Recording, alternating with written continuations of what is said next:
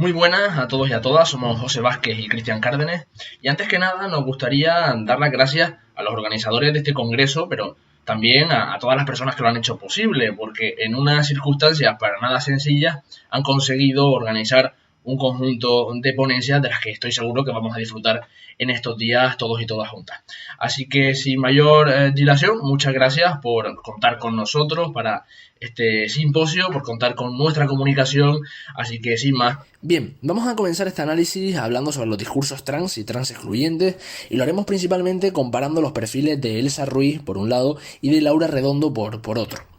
Pero antes de nada, comenzar mencionando esa conceptualización o ese término principal sobre el que se vertebra esta cuestión o este debate, que es el de TERF. Bien, la cuestión TERF aluda a esos ciertos grupúsculos dentro del movimiento feminista que lo que van a hacer desde unos postulados teóricos más radicales es abogar por impedir la entrada en ciertos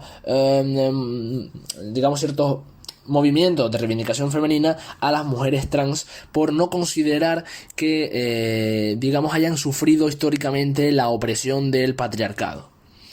Bien, pues esto se entronca también dentro de la batalla terminológica e ideológica también entre el feminismo liberal y el feminismo radical. Por una parte, un feminismo liberal, una vertiente teórica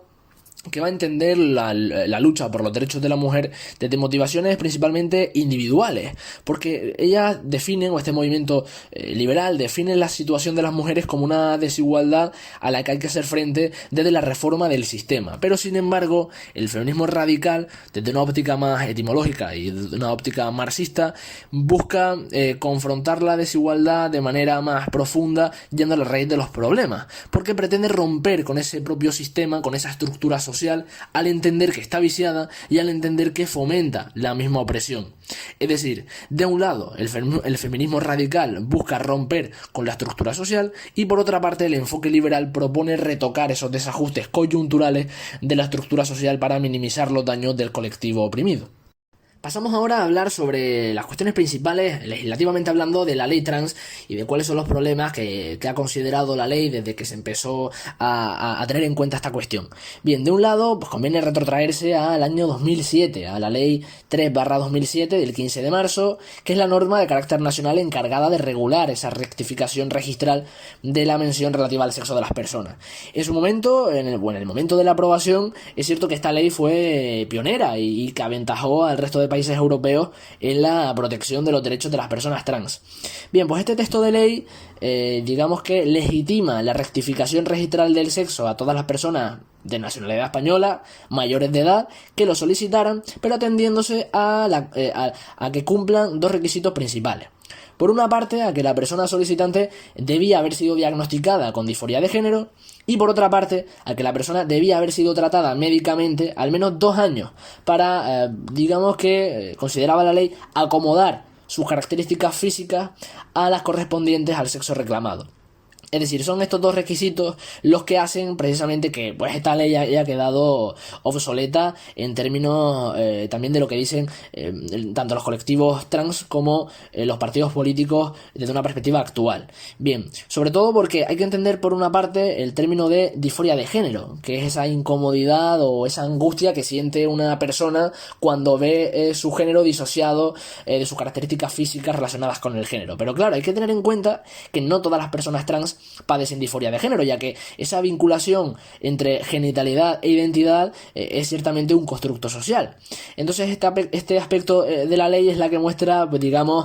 una conceptualización patologizante de las realidades trans. Invisibiliza también por una parte a los hombres con vulva, por otra parte también a las mujeres con pene y también a las personas no binarias o a las personas intersexuales. Pero también en relación al segundo requisito ya se pronuncia en el año 2019 el Tribunal Supremo, dice una sentencia, la sentencia número 685, que no puede condicionar el reconocimiento de la identidad de género de la persona trans a su sometimiento a una operación quirúrgica. Claro, esas operaciones quirúrgicas de reasignación de sexo, de esterilización o de incluso terapia hormonal, en ningún caso puede condicionar esa identidad de género que sienta la persona trans. Esto es lo que dice la ley de una parte y la interpretación desde una óptica actual de esos requisitos. Bien, ¿qué dicen los partidos políticos? Bueno, pues ante esta situación, tanto Unidas Podemos, el Partido Socialista y Ciudadanos incluían en sus programas electorales la reforma de la Ley 3/2017. Bien, Unidas Podemos, por su parte, en ese momento proponía la despatologización de la transexualidad y lo hacía a través del reconocimiento del derecho a la autodeterminación de la identidad sexual y de la expresión de género. Y lo que pretendían también, o lo que abogaban, era por proteger de manera especial tanto a los menores trans, a los menores intersexuales y a las personas transmigrantes. Y por otra parte, el partido de Pedro Sánchez, el Partido Socialista, lo que proponía era la modificación de los requisitos para un cambio registral de género en consonancia con la autodeterminación de las personas. Y ya por último, Ciudadanos lo que pretendía era, de forma ciertamente más ambigua, pero proponía revisar la rectificación registral de género para lo que ellos decían cumplir con la sentencia del Tribunal Constitucional. Bien, pasamos entonces ahora a hablar sobre la teoría del encuadre, que es la teoría que vamos a aplicar al análisis de nuestra investigación, particularmente sobre el campo de las redes sociales y de esa cultura participativa que lógicamente en la era de la información y en la era de la digitalización pues cada vez está más en alza. Bien, pues encuadrar, digamos que puede ser concebido como la acción de seleccionar algunos aspectos de la realidad para hacerlos más prominentes. Y de hecho para Endman los encuadres definen los problemas, diagnostican también las causas de los mismos problemas y además hacen juicios morales para, digamos, sugerir algunos remedios en torno a los problemas y cómo afrontarlos. Por tanto, encuadrar es una acción principalmente voluntaria, estratégica, llevada a cabo por algunas de las partes con el fin de expandir esa visión concreta y que ésta se inocule en la opinión pública.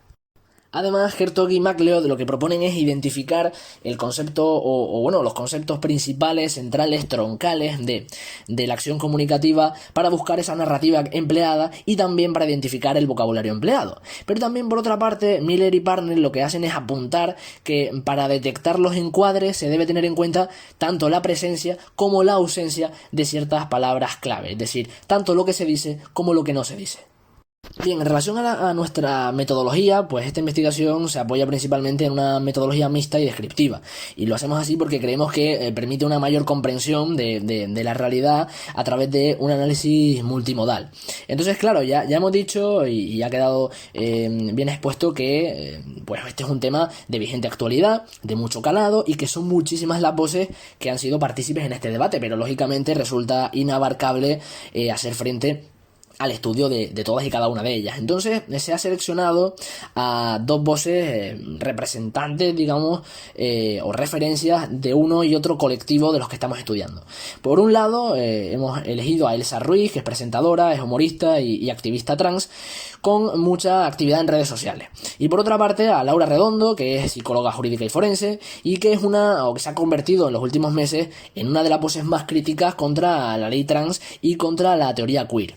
Bien, entonces lo que ha articulado el grueso de este artículo es la teoría de los encuadres, propuesta por Endman y por Chong y Druckmann, y que lo que propone es analizar, como hemos dicho antes, esos enfoques o esas perspectivas de los mensajes, en nuestro caso, de Elsa Ruiz y de Laura Redondo, para intentar adivinar o intentar atisbar cuáles son... digamos, cuál es el sentido de que se le dé mayor impulso, mayor visibilidad a unos términos, a unas categorías, a ciertas etiquetas y por qué otras se invisibilizan o se acallan. En cuanto al marco de las publicaciones, pues conviene también hablar sobre todo de, como hemos dicho, de qué hablan y también cómo hablan de lo que hablan, valga la redundancia, pero al final este es el concepto principal y es el encuadre principal. ¿Por qué se habla de unas cosas y por qué no se habla de otras? Bien, pues en relación a este marco de nuestras publicaciones, conviene tener en cuenta que las opiniones sobre la ley trans van incrementándose gradualmente a través después o a partir de la publicación de ese primer borrador que tiene lugar en el mes de febrero de este año 2021. En el caso de Laura Redondo, por su lado, se observa que algunas de las etiquetas más empleadas son, por ejemplo, generismo queer o deriva posmoderna. Son conceptos teóricos un poco más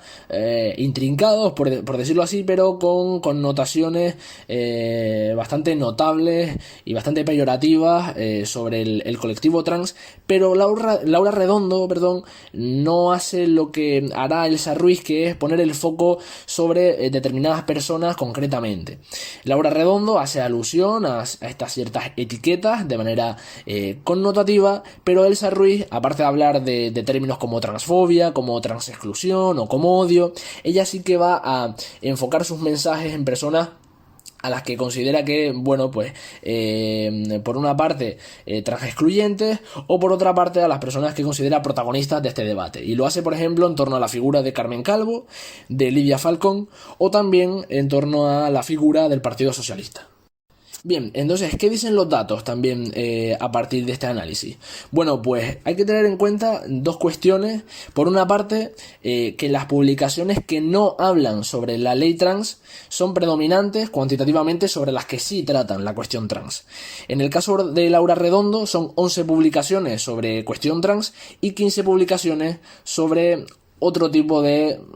cuestiones u otro tipo de temas también relacionados con el feminismo, pero no particularmente sobre la cuestión trans. Y en el caso de Elsa Ruiz son 12 publicaciones sobre el colectivo trans y 13 publicaciones que no tratan la cuestión trans. Y es verdad que en el caso de Laura Redondo se ve que va introduciendo el tema desde el comienzo del análisis, es decir, nosotros comenzamos nuestro análisis desde el mes de noviembre, y sí que va introduciendo el tema paulatinamente hasta que ya, pues como no puede ser de otra manera, en febrero se publica ese borrador y a partir de ahí lógicamente se incrementa el número de las publicaciones sobre sobre el colectivo trans. Pero en el caso de Elsa Ruiz no es hasta el mes de febrero y el mes de marzo, que digamos coincide ya con la publicación del borrador de la ley trans, cuando ella ya sí que va introduciendo este tema. Es decir, tanto en el mes de noviembre, diciembre y enero no pone el foco principalmente o de manera concreta ni en la ley trans ni en el colectivo queer. Pero a pesar de esto, a pesar de esta realidad cuantitativa, a pesar de este análisis cuantitativo, por otra parte, el análisis del engagement, digamos de los me gusta y de los comentarios, que al final es pues esa interpretación más fiable, porque es uno de los parámetros que digamos que analiza ese nivel de interacción de la audiencia, tanto los me gusta como sobre todo los comentarios, pues digamos que ese engagement de las publicaciones que sí tratan la ley trans es mayor o tiene mayor éxito que el resto de publicaciones. Probablemente en un contexto lógicamente donde hay un debate social muy encendido y muy acalorado sobre esta cuestión, pues cuando ellas se lanzan a hablar en redes sociales sobre estos temas, su grado de engagement aumenta. Un ejemplo claro es precisamente el de los comentarios. Por ejemplo, en el caso de Laura Redondo, sus publicaciones tienen una media de 85 comentarios cuando tratan la ley trans o la cuestión trans, y tiene una media de 34 comentarios sus publicaciones que no versan sobre la cuestión trans. Mientras, en el caso de Elsa Ruiz también se pernota claramente esta diferencia, que también se da a nivel de los me gusta, pero que se dispara principalmente